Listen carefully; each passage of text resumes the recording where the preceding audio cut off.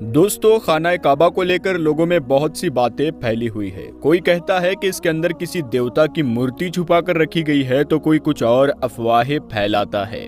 لیکن آج کی اس ویڈیو میں ہم آپ کو خانہ کعبہ کے اندر کی ایک ایک چیز کے بارے میں بتائیں گے، یعنی کعبہ شریف کے اندر کیا رکھا ہوا ہے، کون کون سی چیزیں وہاں موجود ہے اور اس کا اتہاس کیا ہے۔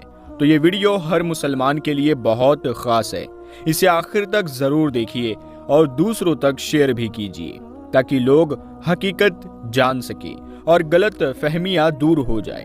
تو چلیے دوستو شروع کرتے ہیں خانہ کعبہ کا روحانی سفر۔ اس دنیا میں کوئی بھی جگہ اتنی پاک اور مقدس نہیں ہے جتنی کعبہ شریف ہے۔ یہ سعودی عرب کے مکہ شہر میں موجود ہے اور ہر دن ہر گھڑی ہزاروں مسلمان وہاں طواف کرتے ہیں۔ دنیا کا ہر مسلمان قبلہ مان کر کعبہ کی طرف رخ کر کے روزانہ 5 وقت کی نماز ادا کرتا ہے۔ یہ سلسلہ آج سے قریب 1400 سال پہلے ہمارے پیارے نبی حضرت محمد صلی اللہ علیہ وآلہ وسلم کے زمانے سے شروع ہوا اور آج تک جاری ہے۔ خانہ کعبہ کا آکار چوکور ہے۔ یہ کوئی اونچی بلڈنگ نہیں ہے لیکن زمین کی سب سے پاک جگہ مانی جاتی ہے۔ اس کی اونچائی ہے قریب 39 فیٹ 6 انچ یعنی قریب 15 میٹر اور اس کا کل ایریا ہے 627 اسکوائر فٹ۔ کعبہ کا اندرونی حصہ 13 میٹر بائی 9 میٹر کا ہے۔ کعبہ کی چھت کو سہارا دینے کے لیے اندر 3 مضبوط لکڑی کے ستون یعنی پیلارز لگائے گئے ہیں۔ یہ لکڑیاں دنیا کی سب سے مضبوط لکڑیوں میں سے ایک مانی جاتی ہے۔ ان ستونوں کو صحابی رسول حضرت عبداللہ بن زبیر رضی اللہ تعالیٰ عنہ نے بنوایا تھا۔ ان پیلروں کو آج قریب 1350 سال ہو چکے ہیں، پھر بھی یہ آج بھی مضبوطی سے کھڑے ہیں۔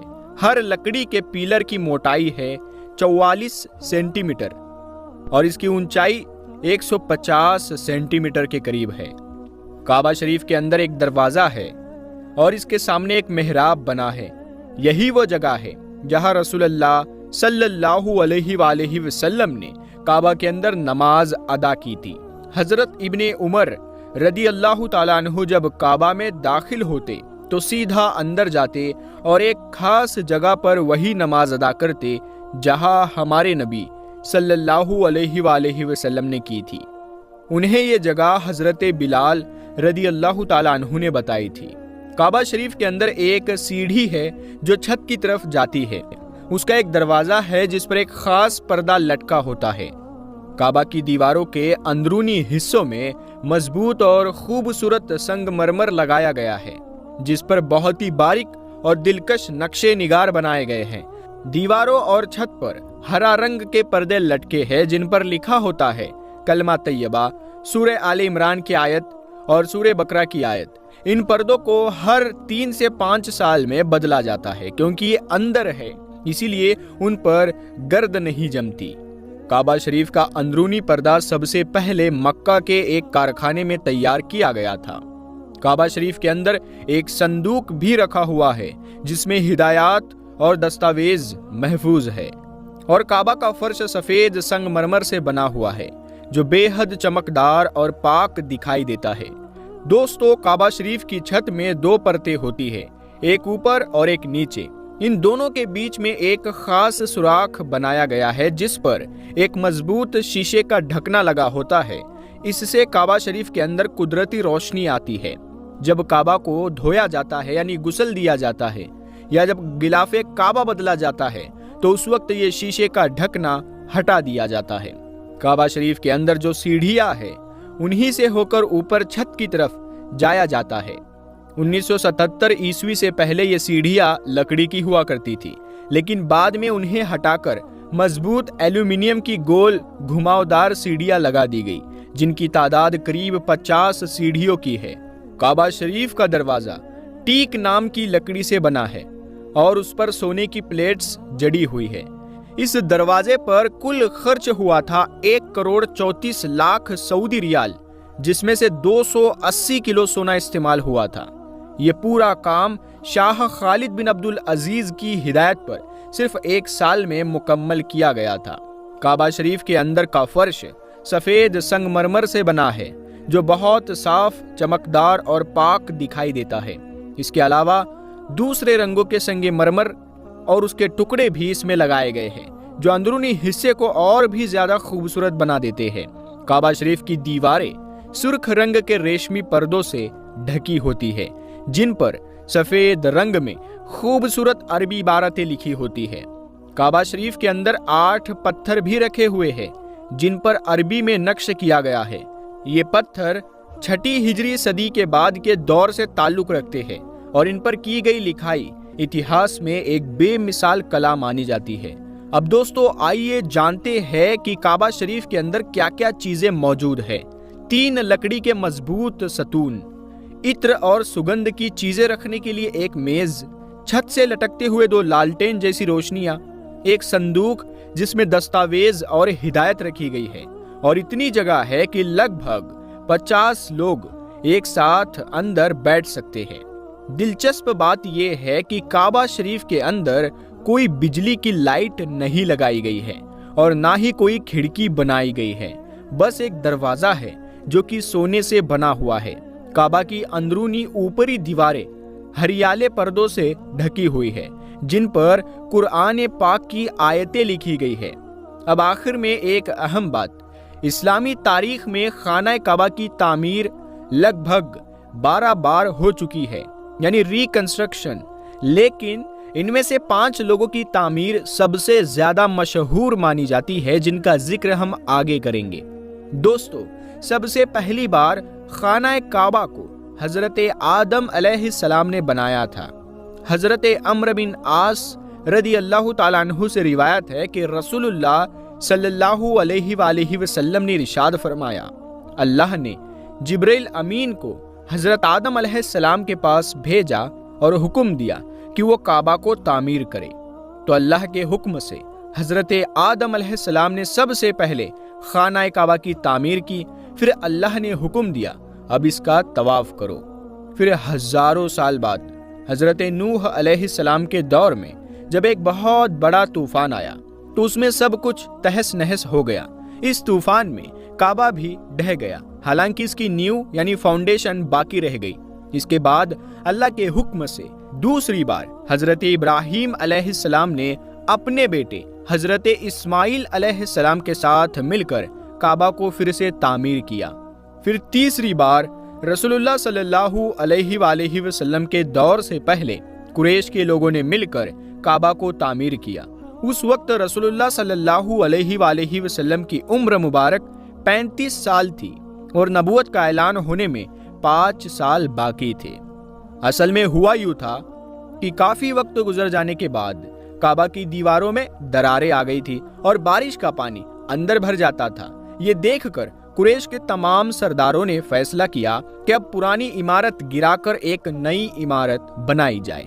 उस वक्त अबू अम्र वहब मखजूमी खड़े हुए और कहा, देखो अगर काबा को बनाना है तो इस काम में सिर्फ और सिर्फ हलाल पैसा इस्तेमाल होना चाहिए, ना कोई सूद का पैसा हो, ना किसी जिना, चोरी या हराम की कमाई का। उन्होंने कहा अल्लाह पाक है और उसे पाकी ही पसंद है, ताकि काम में झगड़ा ना हो और ना एहसान हो। इसीलिए हर कबीले को अलग अलग हिस्सा सौंपा गया कि तुम ये दीवार बनाओ और तुम ये हिस्सा तामीर करो। जब पुरानी इमारत गिराने की बात आई तो कोई भी आगे नहीं आया, किसी की हिम्मत नहीं हुई कि काबा की दीवारों को तोड़े। तब वलीद बिन मुगीरा खड़े हुए और फावड़ा हाथ में लिया। उन्होंने कहा, ऐ अल्लाह, हमारा इरादा सिर्फ भलाई और नेक काम का है। फिर उन्होंने हजरे अस्वद की तरफ से दीवार गिराना शुरू किया। मक्का के लोगों ने कहा, एक रात रुक जाओ, अगर वलीद पर कोई आसमानी आफत नाजिल नहीं होती तो समझो अल्लाह तबारक व ताला इस काम से राजी है। अगले दिन सुबह हुई, लोगों ने देखा कि वलीद सही सलामत फावड़ा लिए खड़े हैं। ये देखकर सब ने समझ लिया कि अल्लाह ताला इस तामीर से राजी है। फिर काबा की तामीर का काम शुरू कर दिया गया, लेकिन छत का काम अधूरा रह गया क्योंकि उस वक्त साधन और संसाधन कम थे। फिर बाद के जमाने में हजरत अब्दुल्ला बिन जुबैर रदी अल्लाह ताला अन्हु ने काबा को एक बार फिर तामीर किया, लेकिन उसके बाद हज्जाज बिन यूसुफ ने कुरैश के द्वारा बनाए गए काबा को गिराकर दोबारा उसी पुरानी नींव पर तामीर करवाया खलीफा अब्दुल मलिक बिन मरवान के हुक्म से। और दोस्तों, आज जो काबा पूरी दुनिया देखती है वह हज्जाज बिन यूसुफ द्वारा तामीर किया गया वही काबा है। उसके बाद से अब तक खाना काबा की तामीर में कोई बड़ा बदलाव नहीं हुआ है। दोस्तों, अगर आपसे कोई ये पूछ ले कि इस दुनिया में सबसे पहला हज किसने किया था तो शायद आप तुरंत जवाब न दे पाए, लेकिन इस वीडियो को देखने के बाद यकीनन आप जान जाएंगे। तो अगर आप भी जानना चाहते हैं कि सबसे पहला हज किसने किया तो इस वीडियो को आखिर तक जरूर देखिएगा। सऊदी अरब के मक्का शहर में मौजूद खाना काबा की पहली तामीर हजरत आदम अलैहिस्सलाम के जमाने में हो चुकी थी, जो हमने आपको पहले बताया था। रिवायतों में आता है कि जब अल्लाह ताला ने हजरत आदम अलैहिस्सलाम को जन्नत से निकालकर धरती पर भेजा तो उन्होंने अल्लाह के हुक्म से पहाड़ों से पत्थर लाकर खाना काबा की तामीर की। लेकिन उसके हजारों साल बाद हजरत नूह अलैहिस्सलाम के दौर में एक भयानक तूफान आया जिसने पूरी दुनिया को तबाह कर दिया। उसी तूफान में काबा का ढांचा भी ढह गया, हालांकि इसकी नींव बची रह गई। उसके बाद करीब 4000 साल पहले इस इलाके यानी मक्का में कोई भी नहीं रहता था। तब हजरत इब्राहीम अलैहिस्सलाम को अल्लाह का हुक्म मिला कि वो अपनी पत्नी हजरत हाजरा रदी अल्लाह ताला अन्हा और अपने बेटे हजरत इस्माइल अलैहिस्सलाम को लेकर इस वीरान जगह पर ले आए। यहाँ न कोई घर था, न पानी, बस झाड़ियाँ और सूखे बबूल के पेड़ थे। हजरत इब्राहीम अलैहिस्सलाम ने हजरत हाजरा और इस्माइल अलैहिस्सलाम को एक मशकीज़ा पानी और थोड़ी सी खजूर देकर वही छोड़ दिया और खुद शाम की तरफ रवाना हो गए। जब तीसरी बार हजरत इब्राहीम अलैहिस्सलाम मक्का तशरीफ लाए तो उन्होंने अपने बेटे से कहा, बेटा, अल्लाह ताला ने मुझे एक हुक्म दिया है। हजरत इस्माइल अलैहिस्सलाम ने फौरन कहा, अब्बा जान, अगर ये अल्लाह का हुक्म है तो आप उस पर अमल कीजिए। फिर बाप बेटे ने मिलकर खाना काबा की तामीर शुरू की। हजरत इस्माइल अलैहिस्सलाम पत्थर लाते और हजरत इब्राहीम अलैहिस्सलाम उन्हें जोड़ते जाते। जब दीवारें ऊंची होने लगी तो इस्माइल अलैहिस्सलाम एक पत्थर लाए ताकि इब्राहीम अलैहिस्सलाम उस पर खड़े होकर काम कर सके। वही पत्थर आज मकाम इब्राहीम के नाम से जाना जाता है। तामीर के दौरान की दुआ, इस तामीर के दौरान दोनों बाप बेटे ये दुआ पढ़ते जाते थे, ऐ हमारे रब, हमारी ये कोशिशें कबूल फरमा, तू ही सुनने और जानने वाला है। उन्होंने इस घर को न मिट्टी से बनाया न किसी गारे से, बस पत्थर पर पत्थर रखते चले गए, न कोई दरवाजा लगाया न छत। बाद में अलग अलग दौर में कई बार बैतुल्लाह की तामीर हुई, कुरैश ने भी की और उनके बाद वालों ने भी की। उस वक्त हजरत इस्माइल अलैहिस्सलाम की उम्र मुबारक करीब 20 साल थी। बैतुल्लाह के कोने में हजरत इब्राहीम अलैहिस्सलाम ने इस्माइल अलैहिस्सलाम की बकरियों के लिए बाड़ा बना दिया था और उस पर छत डाल दी थी। पहले वहां सिर्फ एक सुर्ख टीला था जिसे बारिश और सैलाब काटते रहते थे। जब तामीर मुकम्मल हुई तो इब्राहीम अलैहिस्सलाम ने इस्माइल अलैहिस्सलाम से कहा, बेटा, एक ऐसा पत्थर होना चाहिए जो तवाफ की शुरुआत की निशानी बने। तब हजरत जिब्राइल अलैहिस्सलाम अबू कुबैस पहाड़ से हजरे अस्वद लेकर आए और इब्राहीम अलैहिस्सलाम ने उसे वही रख दिया जहां आज तक वो मौजूद है। कहा जाता है कि उस वक्त वह पत्थर रोशनी देता था। फिर अल्लाह ताला ने हजरत इब्राहीम अलैहिस्सलाम को हुक्म दिया कि लोगों को हज की दावत दो। इब्राहीम अलैहिस्सलाम ने अर्ज किया, ऐ मेरे रब, यहाँ तो कोई है ही नहीं, मेरी आवाज कौन सुनेगा? अल्लाह तबारक व ताला ने फरमाया, इब्राहीम, आवाज देना तुम्हारा काम है और उसे लोगों तक पहुंचाना मेरा काम। प्यारे दोस्तों, जब काबा की तामीर मुकम्मल हो गई तो हजरत इब्राहीम अलैहिस्सलाम अबू कुबैस पहाड़ी पर चढ़े और एक बड़े पत्थर पर खड़े होकर दुनिया के लोगों में हज का ऐलान किया। उन्होंने बुलंद आवाज में कहा, ऐ लोगों, अल्लाह ताला ने एक घर बनाया है और तुम पर हज को फर्ज कर दिया है, तो जाओ अपने परवरदिगार की पुकार पर लब्बैक कहो। अल्लाह तबारक व ताला ने इब्राहीम अलैहिस्सलाम की उस आवाज को इतना बुलंद किया और असरदार बनाया कि दुनिया के हर इंसान ने वो आवाज सुनी। यहाँ तक कि पेड़ पौधे, पहाड़ और दरख्त उस आवाज से मुतासिर हुए। اور ان کے دل میں بھی یہ خواہش جاگ اٹھی کہ وہ اللہ کے اس پاک گھر کی زیارت کرے۔ اس کے بعد اللہ تبارک و تعالیٰ نے حضرت ابراہیم علیہ السلام کو حکم دیا، اس گھر کو رکوع اور سجدہ کرنے والوں کے لیے پاک اور صاف رکھو۔ علماء کرام کے مطابق اسی اعلان کے بعد سے حج کی شروعات ہوئی اور دنیا کا سب سے پہلا حج حضرت ابراہیم علیہ السلام نے ہی ادا کیا۔ طاہر الکروی لکھتے ہیں، جن کی کتاب کو عبدالصمد سارن نے اردو میں ترجمہ کیا ہے، حضرت عباس رضی اللہ تعالیٰ عنہ سے روایت ہے کہ رسول اللہ صلی اللہ علیہ وآلہ وسلم نے ارشاد فرمایا، ہر دن اور ہر رات اللہ کے اس گھر کعبہ پر 20 رحمتیں نازل ہوتی ہے۔ 60% رحمتیں طواف کرنے والوں کے لیے، 40% نماز ادا کرنے والوں کے لیے اور 20% صرف کعبہ شریف کی طرف دیکھنے والوں کے لیے۔ سبحان اللہ۔ حضرت حسان بن عطیہ کہتے ہیں، ہم نے جب اس حدیث پر غور کیا تو معلوم ہوا کہ یہ تمام رحمتیں اصل میں طواف کرنے والوں کے لیے ہی ہے، کیونکہ جو طواف کرتا ہے وہ نماز بھی پڑھتا ہے اور کعبہ کو بھی دیکھتا ہے۔ کسی نے کیا خوب کہا ہے، خانہ کعبہ میں کیسی کیسی فضیلتیں ہیں، یہ صرف گھر والا ہی جانتا ہے۔ جو بھی یہاں اپنے گناہوں سے ڈر کر آتا ہے، اللہ تبارک و تعالیٰ اس کی حفاظت فرماتا ہے۔ طاہر الکروی لکھتے ہیں کہ خانہ کعبہ اب تک کل 11 بار تعمیر کیا گیا ہے۔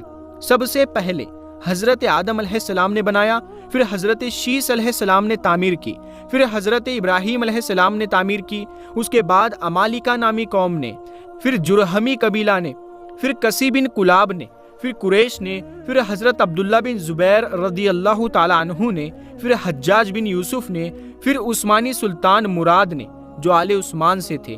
قریش کی تعمیر وہ تھی جو رسول اللہ صلی اللہ علیہ وسلم کی زندگی میں ہوئی۔ اس وقت قریش نے کیول حلال مال جمع کیا تھا، مگر وہ کم پڑ گیا، اسی لیے حضور صلی اللہ علیہ وآلہ وسلم کی طرف کا 6 ہاتھ اور ایک بالشت حصہ کم کر دیا گیا، اور اس حصے کو باہر سے ایک چھوٹی سی گول دیوار سے حاتم کے نام سے بند کر دیا گیا۔ آج بھی لوگ اس حصے کو باہر سے طواف کرتے ہیں، حالانکہ وہ کعبہ کا اندرونی حصہ ہے۔